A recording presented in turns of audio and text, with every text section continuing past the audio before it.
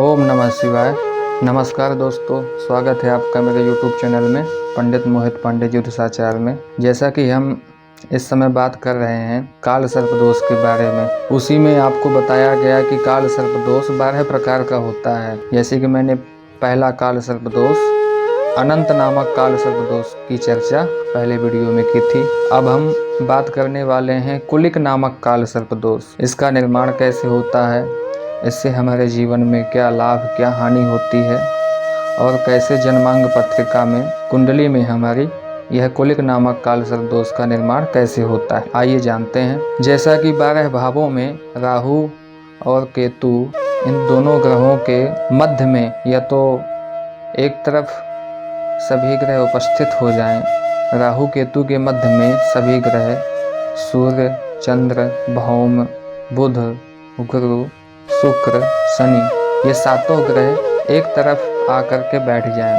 तो काल सर्प दोष का निर्माण होता है। लेकिन कौन से काल सर्प दोष का निर्माण होता है, ये भावों के माध्यम से मैं आपको बताता हूँ। जैसे कि अनंत नामक काल सर्प दोष मैंने बताया था आपको, लग्न में यदि राहु बैठा हो और सप्तम भाव में केतु और सभी ग्रह मध्य में हों तो अनंत नामक काल सर्प दोष का निर्माण हो जाता है। उसी प्रकार दूसरा कुलिक नामक काल सर्प दोष, यदि धन भाव में राहु बैठा है और अष्टम भाव में केतु की युति है, अष्टम भाव में केतु बैठा है, तो कुलिक नामक काल सर्प दोष का निर्माण हो जाता है। इन 12 प्रकार के काल सर्प दोषों में से यह दूसरे प्रकार का काल सर्प दोष है, कुलिक नामक। धन भाव में बैठने से यह जातक के जीवन में धनागमन, जिस क्षेत्र से धन आता है, नौकरी से, व्यापार से, उच्च व्यवसाय से, जिस भी प्रकार से धन आता है उसमें विघ्न डालता है। और इस स्थिति में राहु या केतु, या राहु की महादशा हो या केतु की अंतरदशा हो, या केतु की दशा और राहु की अंतरदशा में यह अपने प्रभाव विशेष रूप से दिखाते हैं। यदि किस राशि में बैठा है, किस स्थिति में है, यदि नीच राशि में बैठा है राहु तो नीचास्थ यानी कि नीच लक्षण दिखाएगा।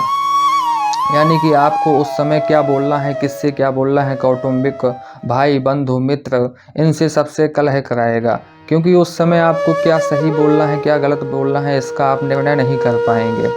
इसलिए कौटुंबिक कलह, भाई बंधुओं से लड़ाई होगी और आपको मुकदमे आदि में भी यहाँ वहाँ भटकना पड़ेगा और आपको पूर्ण सफलता उसमें भी प्राप्त नहीं होगी। अष्टम भाव में केतु बैठा है, द्वितीय में राहु और अष्टम में केतु बैठ करके यह कुलिक नामक काल सर्प दोष बनाता है। तो अष्टम में केतु के होने के बाद आपको गुप्त रोग की समस्या उत्पन्न होगी। जैसे कि लघु शंका, बाथरूम आदि जाने में आपको आदि कई प्रकार की परेशानियां झेलनी पड़ेंगी। उसमें आपका धन व्यय बहुत ज़्यादा से ज़्यादा होगा।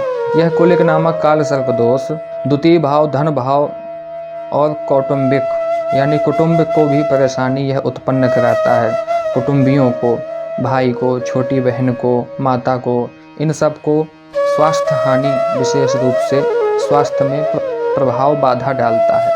यह यदि लाभ भी राहु केतु, यह कुलिक नामक काल सर्प दोष की तो हानि हो गई, लेकिन यह लाभ भी उत्पन्न कराता है।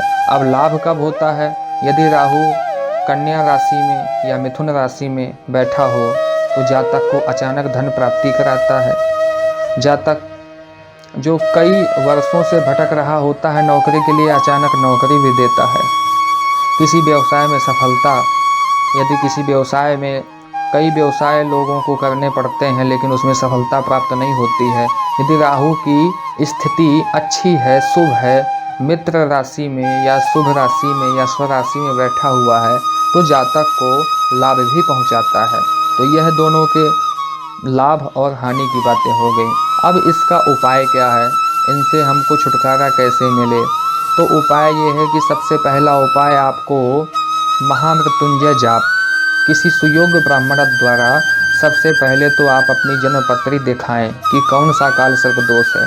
उसके बाद में महामृत्युंजय का जाप सुयोग्य ब्राह्मणों द्वारा ही कराएं।